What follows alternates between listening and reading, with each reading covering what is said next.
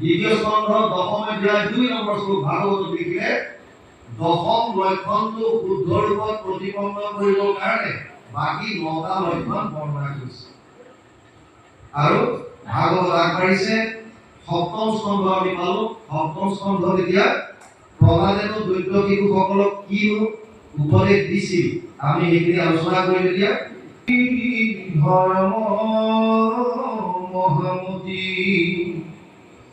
শুনা পাছে যে নভৈল শুক্ৰৰ তনয় কামে বৈশ্বহুয়া আপোনাৰ গৃহে গৈল সেই সময়ত সবাকো দায়ায়ে দৈত্য শিশু মস্তক মহাপুণ্যবন্ত প্ৰহ্লাদে মহন্ত ভাগৱত ধৰ্ম নাৰদ গৰুতি ধৰ্ম মহামতি শুনা পাছে যেন হইল কৈ আছে কোনে নাৰদে কাক কৈছে ধৰ্ম মহামতি যুধিষ্ঠিৰ এতিয়া ৰাজকীয় যজ্ঞ যেতিয়া ৰাজকীয় যজ্ঞ হৈছিল এই সময়ত আপোনালোকে সকলোৱে জানে যে শিশুপালক ভগৱান কৃষ্ণ এটা ৱাৰ্ণিং দিছিল যে তোৰ 100টা ভুল মই মাফ কৰি দিম কাৰণ মই এই কথা দি আছে শিশুপালৰ মাতৃক কথা দিয়া আছে যে 100টা অপৰাধ তোৰ ক্ষমা কৰিম তাতকে বেছি হলে মোক দুখ দিবি আৰু শিশুপালে অনৰ্থকভাৱে গালি মাৰি গৈ আছে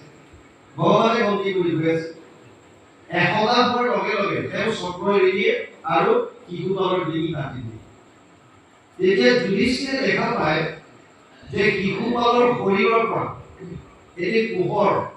বন্তিয়ে ওচৰলৈ ওলাই ভগৱান কৃষ্ণৰ শৰীৰত বিলীন হৈ গ'ল যুধিষ্ঠিৰে ভাবিলে যে শিশুপালৰ দৰে এজন পৰম পাতকীৰ আত্মা কেনেকৈ ভগৱানৰ শৰীৰত বিলীন হ'ব পাৰে মনত সংশয় আহিল আৰু সেইকাৰণে নাৰদক প্ৰশ্ন কৰিলে যে দেৱকী নাৰদ শিশুপালটো এটা মহা পাতকী এইমাত্ৰ কৃষ্ণক গালি পাৰি আছিল আৰু তেওঁ মৃত্যুৰ পাছত আত্মাটো আহি আকৌ মুক্তি কেনেকৈ পাব একত্ৰ বুলি যিটো কয় নিৰ্বাণ বুলি যিটো কয় যিটো ভগৱানৰ লগত বিলীন হৈ গ'ল কেনেকৈ সম্ভৱ তেতিয়া নাৰদে শিশুপালটো কোন আছিল এই কথাখিনি কোৱা আৰম্ভ কৰে আৰু জয় বিজয়ৰ পৰা কথাখিনি কৈ আনে কেনেকৈ জয় বিজয় 4 দিনৰ হাত দিলে কেনেকৈ হিৰণ্যকশিপু হ'ল কেনেকৈ হিৰণ্যকশিপুক বৰাহ অৱতাৰ ধাৰণ কৰিবলৈ বধ কৰিলে পৃথিৱীক ৰসাতলৰ পৰা উদ্ধাৰি আনি কেনেকৈ স্থাপন কৰিলে এই কথাখিনি সুন্দৰভাৱে কৈ আনে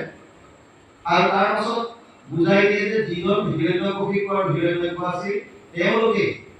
ৰাৱণ আৰু কুম্ভকৰ্ণ হয় আৰু দ্বাপৰত তেওঁলোকে আহি শিশুপালৰো দন্তবক্ৰ হয় এই কথাখিনি কৈ থাকোঁতে ইয়াত যেতিয়া প্ৰহ্লাদৰ চৰিত্ৰ আহিছে কাৰণে ইয়াত কবিয়ে লিখিছে নাৰদ গৰুতি ধৰ্ম মহামতি নাৰদে কৈ আছে কাক যুধিষ্ঠিৰ কি বুলি কৈছে শুনা পাছে যেন হইল পাছত কি হ'ল শুনা কিহৰ পাছত প্ৰহ্লাদ যেতিয়া তুলত আছিল মানে শুক্ৰাচাৰ্যৰ পিতেকৰ নাম হৈছে খণ্ড আৰু অমৰ্ক দুইটা একেলগে মিলাই খণ্ডামৰ্ক বুলি লিখে খণ্ডামৰ্কৰ তুলত আন দৈত্য শিশুৰ লগত প্ৰহ্লাদক শিক্ষা দিবৰ কাৰণে পঠোৱা হৈছিল এই প্ৰহ্লাদে যেতিয়াই দৈত্যৰ তলয় কিবা ঘৰৰ কামত বেলেগলৈ আঁতৰি যায় তেতিয়া দৈত্য শিশুসকলক মাতি আনি বহুৱাই লয় আৰু তেওঁ ভাগৱত ধৰ্মৰ কথা কোৱা আৰম্ভ কৰে আপোনালোকৰ মনত প্ৰশ্ন এটা আহিব পাৰে